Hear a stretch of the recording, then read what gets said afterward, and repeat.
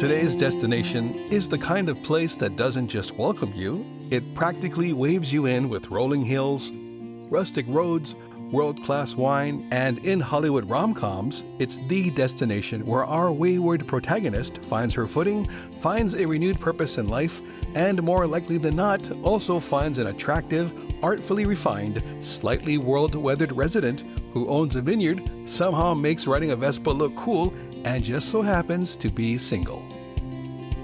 Tuscany, Italy was our first stop today, and our Doko TV nonstop travel away team was ready to soak in every second of this cinematic countryside. We're talking golden vineyards, cypress-lined lanes, medieval villages perched proudly on hilltops, and kitchens where pastas and prosciutto aren't just food, they're a full-blown love language drizzled with that extra virgin olive oil. For centuries, Tuscany has been a crossroads of conquest, culture, and creativity, a place where artists dream bigger, architects built bolder, and powerhouse families like the Medicis helped turn Florence into the beating heart of the Renaissance. Around every corner, there's a cathedral, a castle, a countryside view, or a carb-loaded reason to cancel your diet immediately and call it cultural research. But beyond the fabulous flavors, famous frescoes, and vineyard vistas, Tuscany is also home to one of the most recognizable monuments on the planet. And before disembarking the NCL epic, today would be one of this trip's key historic highlight bucket list items for me. We were headed to the legendary Leaning Tower of Pisa, home to Italy's most famous, most photogenic, and most impressively off-balance marble and limestone masterpiece. Welcome to Tuscany's towering, tilting titan. The Leaning Tower of Pisa is every bit as surreal, spectacular, and slightly sideways as I imagined. Built beginning in 1173, this marble monolith was originally intended as a proper bell tower for Pisa's cathedral. But thanks to soft, unstable soil beneath its foundation, it started its signature slouch just a few years into construction. And instead of fixing it immediately, medieval builders decided to deal with it later. 200 years of stop-and-start construction, partially because Pisa kept getting pulled into political conflicts and wars with rival cities like Genoa and Florence, may have actually saved the tower, giving the ground time to settle and preventing it from toppling over completely. By the time it was finally finished in 1372, Pisa had accidentally created one of the world's greatest gravity-defying gimmicks. The tower rises about 186 feet, leans at nearly 4 degrees, and contains 294 spiral steps that twist their way to the top. Torre de Pisa, the Leaning Tower of Pisa. And this was the Tower of Pisa when we arrived, soaked, slippery, and soggy. As luck would have it, the Mediterranean municipality, better known as the picturesque city of Pisa, was having a monsoon-like meltdown. This biblical barrage of virtually sideways savage sheets of rain left us semi-submerged as our umbrellas surrendered, shoes abandoned ship, and gray skies left us desperately seeking shelter, sanity, and somewhere to squeeze the water out of our socks. And yet somehow, through the torrential turmoil, there it was, the Leaning Tower, still standing, still tilting, and most likely silently snickering at us. This tower has survived wars, weather, and centuries of struggle, so who are we to whine about a little liquid ambush? Our pizza pilgrimage quickly pivoted from postcard perfect posing to perfectly hilarious pandemonium. But just then, when all seemed soaked and lost, salvation arrived in spectacular style. Savory, scrumptious, and served hot, proving once again that in Italy, even a rainstorm can somehow lead to a deliciously unforgettable dining detour. Oh my gosh, Oh my God! the beautiful weather and welcome that we got here in front of the Leaning Tower of Pisa. It's amazing. You can see this, I see this in postcards and all over the world. Look at this amazing weather, beautiful welcome. Oh my gosh, I wish I wore my board shorts.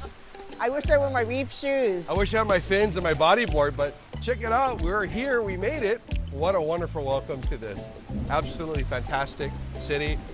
Standing here in the shadows of the monolithic Leaning Tower of Pisa. So I think we should investigate a nice cup of hot coffee. Oh yes. And a nice warm cafe. Oh, now the wind is... Fantastic time, folks.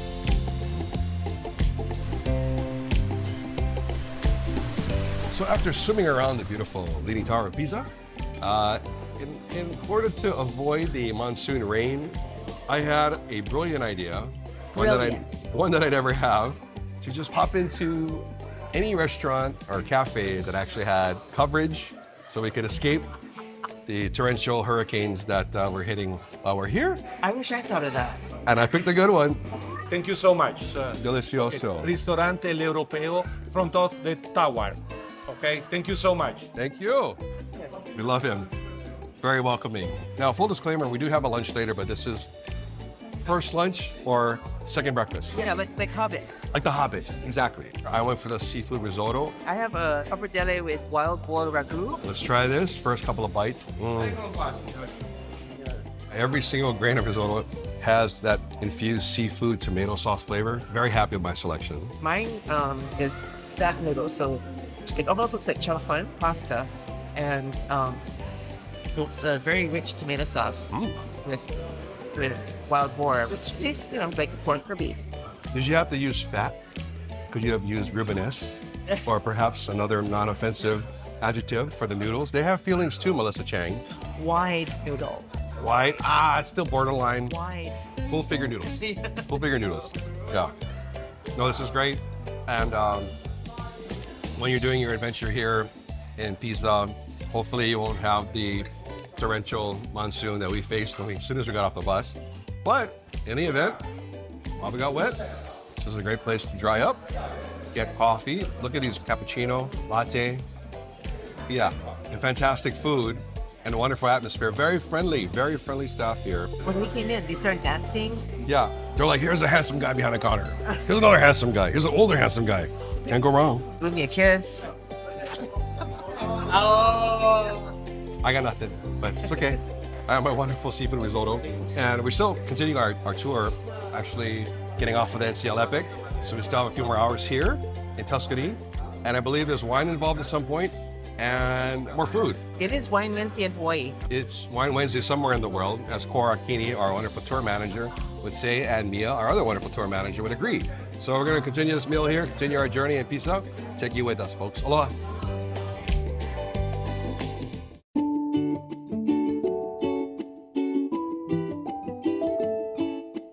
So hello, welcome to the farm. Hello, benvenuti, welcome. So, my name is Rebecca, nice to meet you. I will explain something about the wines and the products that we produce here, and then you can taste them here and have a typical Tuscan lunch with Tuscan products, okay? So, first of all, the name of the farm is Fattoria Il Poggio. Fattoria Il Poggio means farm the hill, and we grow vines and olive trees here, of course. They're behind the house up the hill, okay? We have 50 acres in total, more or less 25 of grapevines, 25 of olive trees. Here on the table you have 6 wines to taste, 3 white wines and 3 red wines. And I will suggest you an order to follow to drink these wines, okay? But then you have, as you can see, all the wines on the table. It's a self-service, so you decide, okay? And you're on holiday, so you drink what you like, okay? You decide. So usually we drink the 3 white wines first and then the 3 reds with the same order, same bottles, same labels. So wine number 1 to taste should be Monte Carlo. Here with a small white and yellow label, you will have Monte Carlo white and Monte Carlo red as well. These are the driest wines of the farm. Wine number 1. Then you have wine number 2. It's on the other side of the table. It's here. With a long black label, you have Otium, exactly, Otium white and Otium red. These are semi-dry wines, so they're a bit more fruity when you taste them. And then you will have 2 special wines, the best wines that we produce here at the farm. Number 3, they have a long black label both. You have Incantate red here, made with Merlot and Syrah grapes, aged wine, aged 18 months. And then the special white wine, Ebrezza della Luna, with the picture of the moon on the white label, that's made with 100% Sauvignon grapes, aged 6 months, okay? Then, at the end of your meal, You will have a sweet wine as well, dessert wine, Vin Santo, the holy wine, made with dried grapes and then aged for 5 years in oak barrels. Here you can see some old oak barrels that we used in the past, and chestnut wood barrels, huge down there. And then with the sweet wine, you will have some biscuits as well, long biscuits. We call them cantuccini. We dip them in the wine, okay? So dip the biscuits in the wine. They need to absorb some wine first, okay, before you eat them. Otherwise, they're a bit hard to eat, okay? Okay, then you have small dark bottles on the table as well. That's balsamic vinegar. You have it here. We cook the black grapes before they ferment, so the sugar stays inside. That's why it's so sweet and so strong. And then that's aged for 5 years as well, okay? And then you have extra virgin olive oil as well, big green bottles. Extra virgin means that the olives are pressed just once, and cold pressed olives. And we produce olive oil always within 24 hours from the picking of the olives, so with fresh olives. Have you ever tasted an olive from a tree? Yes. What do you think? Do you like it? Okay. It's okay. We think they are disgusting. Okay. So they are very, very bitter. So usually before we eat olives, we soak them in water and salt for 2 or 3 months, and then they're good to eat. Okay. So you will have some of the good ones then to try, as well as sun-dried tomatoes. We make them here as well at the farm. Then we preserve them in extra virgin olive oil as well. They last a long time. Okay. You can make bruschetta today if you like. Okay. You take a slice of bread. Bread here is without salt. It's an ancient tradition. You can add some salt on top if you like. 2 drops of balsamic vinegar. That's enough because it's strong. And then plenty of olive oil on top. We use a huge amount of olive oil here. Okay. No butter. It's almost forbidden. Just olive oil. So a lot of olive oil on top. Okay. So, thank you very much. In case you have questions during your stay, if you need something, or if you want more wine at the table, you just have to ask. We'll bring you some more, okay? So, buon appetito, grazie. Buon appetito, salute, cheers. Rebecca, thank you for joining us here. Thank you. I am bringing a viewing audience from Hawaii. Wow, Hope amazing. to jump on a non-stop travel tour and come here next time with us to this amazing, amazing place. The name of the farm is Fattoria Il Poggio, means farm, the hill, okay, the small mountain, the hill. Okay. So we have a hill behind the house here, and here we have the grapevines and the olive trees. Wow, so, and how long has this been here? Since 1828, so... Oh my gosh. Yes, so it's the same family since. It's a long time. So you're coming up on like 200 years. Yeah, exactly. Wow. Yeah. The name of the area is Monte Carlo. So Monte Carlo, okay. We have the area here and the medieval village up the hill and the other way. Just 300 inhabitants, a very small medieval village. That's it? Yeah. Just 300? Yeah, until the 14th century, Monte Carlo wasn't called Monte Carlo, it was called Via Vinaria. Via Vinaria means the street of wine, so we have a very important tradition with wine and olive oil as well. They're the 2 typical products of Tuscany. I see. So we love olive oil. And it was funny because during the little introduction, with bread, never butter here. No butter. No butter. Absolutely no. Don't ask for butter. Don't ask for butter. Only olive oil. Only olive oil. Lots of olive oil. And you're going to get the best olive oil here. What are some recommendations of specific olive oil or wines that we should bring back with us? Actually, extra virgin olive oil is good quality olive oil. Cold pressed olives, the acidity level is very, very low, below 1%. So it's very good quality. Okay. It's made with fresh olives. No chemicals, no high temperatures, not industrial olive oil, made with fresh olives. And then we preserve olive oil never in plastic. That's very, very important. Either metal or glass. Plastic is very bad for the olive oil, for the taste, changes the taste of the olive oil, okay? As it's aging, it changes? Yes. Okay, so either glass or metal. Yeah. Okay. We have here the extra virgin olive oil. Yes, that's metal, of course, no plastic, as I was saying. And then you have the glass here. Glass one, or we even have small glass ones as well. The wines here, they're all dry wines. Monte Carlo is famous for its dry wines. Mainly Monte Carlo. We have a wine called Monte Carlo, like the place here. That's the driest wine of the farm, the most typical wine here. So that's the one that you suggest?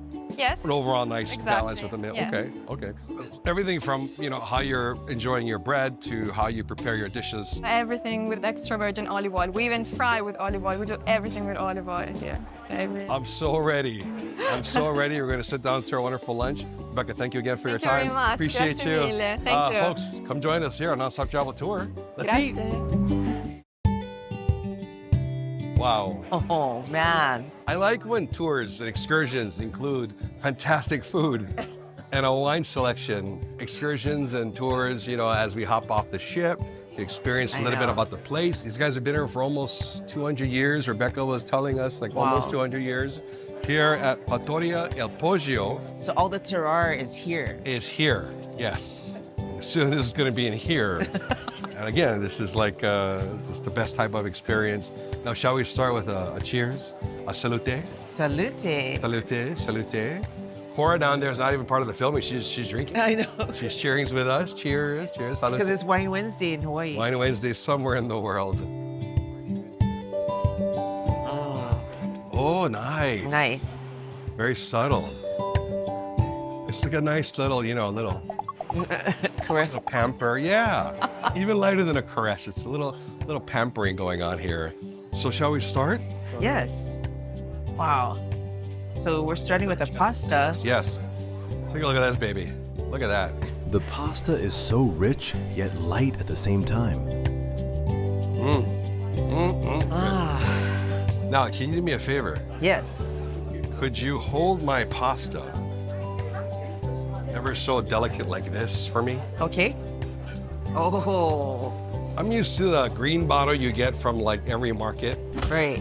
back home, and it's fantastic. I don't know what's good, raw, fresh, whatever, Parmesan, but my assumption is that here, you're gonna get The good stuff. the good stuff. Wow, you can even see it. Like the color, Yeah, Is- much different. Yeah. Consistency is much different. it looks like snow. It's not like, Clumpy, Processed. not clumpy. wow. Thank you, Melissa Chang. I'm gonna put some cheese on mine too. Yeah, so this is amazing. We drove, I want to say, maybe 45 minutes or so outside of the Leaning Tower of Pisa. And we did brave some torrential weather to get Some. here. Some. Valentia, our guide, is fantastic. Fantastic guide. Yeah, she's amazing. So why not enjoy Absolutely. Fattoria Il Poggio treats? The flavor, oh my God. The noodles are so delicate. Perfectly done. They're firm, but they melt in your mouth. Yeah. Which is kind of magical. You know, the meat sauce they have on there is it's like the perfect balance. It's not too subtle, Right. you know, where you don't think there's any meat sauce on there, but it's really the perfect kind of delicate balance overall. You can tell that they're using high quality olive oil Yes. in their ragu because it's just, Oh yes, yes. it's rich, but not. It's heavy. like it's just balanced. These silken strands of savory sorcery were pure Italian magic, somehow turning simple flour, eggs, and sauce into a Tuscan taste triumph. Every bite balanced rich, rustic flavor with comforting simplicity, seasoned with what I'm convinced was a little local wizardry. All while soaking in vineyard views, sipping that superb wine, and enjoying warm hospitality that makes you seriously consider moving to Italy immediately. We have to enjoy this after we finish filming, but right down the line, I can see like 4 or 5 different bottles of wine that Rebecca was explaining that you can enjoy when you come here. So we will enjoy 4 or 5 bottles. 4 or 5 bottles of wine once finish filming. So, yeah. I think I've already scoped out, based on her suggestions, which of the treats that I want to get to bring back home. I know, me too. Extra fine olive oil, glass or metal. Yes. No plastic. And I know some stores in Hawaii that have plastic bottles. I know some shelves back home in Kamiki that have a plastic bottle of olive oil, which will be pitched as soon as I get home. So are you going to get that big can? I'm tempted to.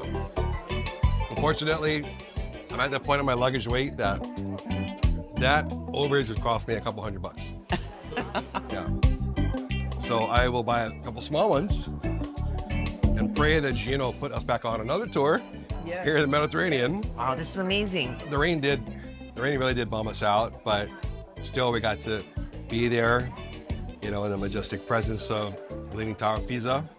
Still enjoy an incredible side lunch before this lunch. I like hobbits. Hobbits, yes. Now, did you think that the Leaning Tower was going to be that huge? No, Yeah. because it just, in pictures and in photos, I mean, obviously it's big, but Yes. it kind of looks like, maybe because of the scale of people that take their picture next to it, it doesn't look like it's massive, or I think it's pretty huge. And there's other structures and churches and stuff next to it, which I've never seen before. Right. I thought it was going to be skinnier too. So it was just like Yeah. gigantic. And Yeah. And on the drive out here, what was really cool, we drove under a aqueduct, Lucca, which was this area, right before we got to Monte Carlo. That was really cool. that's really cool. Yeah. Not to mention, you know, if you travel throughout Italy, you're going to hear the name Medici. And Yeah. that's this very powerful family back in history that apparently conquered or bought a lot of real estate in Italy. And My money's on Concord, yeah. sadly, but part of the history here. This is amazing. I think there's a few other courses too, Melissa. Ooh. Yeah. Do what you want to do, be amongst yourselves, party, drink, Yeah. have some wine with the guys down there. Yeah. We're going to finish this and be back with more treats here at Fattoria Il Poggio.